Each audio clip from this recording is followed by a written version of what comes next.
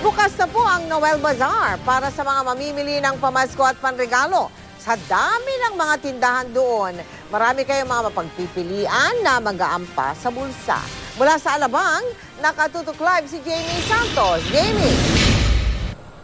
Anim na araw na lang ay Pasko na. Kaya kung di pa kayo nakapamili ng mga pangregalo, tamang-tama ang pagbubukas ng Noel Bazaar dito sa Philinvest Tent sa Alabang. Bukas na naman muli ang isa sa mga nangungunang Christmas Expo sa bansa, ang Noel Bazaar. Nasa 200 stalls ng siguradong quality products na swak sa budget ng mga Pinoy ang mapagpipilian dito. One of a kind talaga yung mga products na pinasok dito. Kasi nga, every year we want to be a better and we would like to be the biggest bazaar in the country. Ang mga stalls ng mga laruan ang ibinibenta, maraming mapagpipilian mula sa halagang 50 pesos hanggang 1,500. Marami ring stalls na mga damit.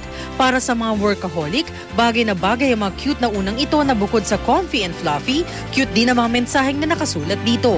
Nasa halagang 300 hanggang 1,800 pesos. Pagdating naman ma'am sa mga customized pillows namin ma'am, mas maganda siya ipang-gift sa mga loved ones natin kasi may message na siya. Mas may paparamdam natin yung love natin sa kanila. Sa mga mahilig mag-selfie, patok na ipangregalo ang digital oil painting katulad nito na nasa 500 hanggang 4,800 pesos. Kung gusto nyo magkaroon ng digital oil painting tulad ng mga ito, ang kailangan nyo lang yung cellphone. Kung may litrato kayo ng inyong mga mahal sa buhay, tulad ito ang napili kong litrato ay litrato ng aking mag-ama. And in 30 seconds, ganito na ang kalalabasan nito.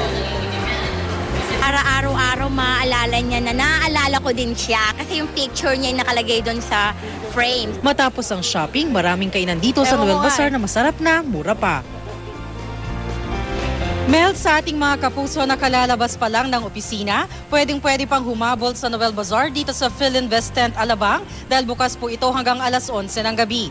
Ang entrance fee na 50 pesos sa mga biktima ng Yolanda mapupunta. Mananatili ang Noel Bazaar dito sa Philinvest Tent, Alabang hanggang sa December 22 mula alauna ng hapon hanggang alas 11 ng gabi. At yan ang latest mula rito sa Alabang. Balik sa'yo, Mel. Maraming salamat sa iyo, Jamie Santos.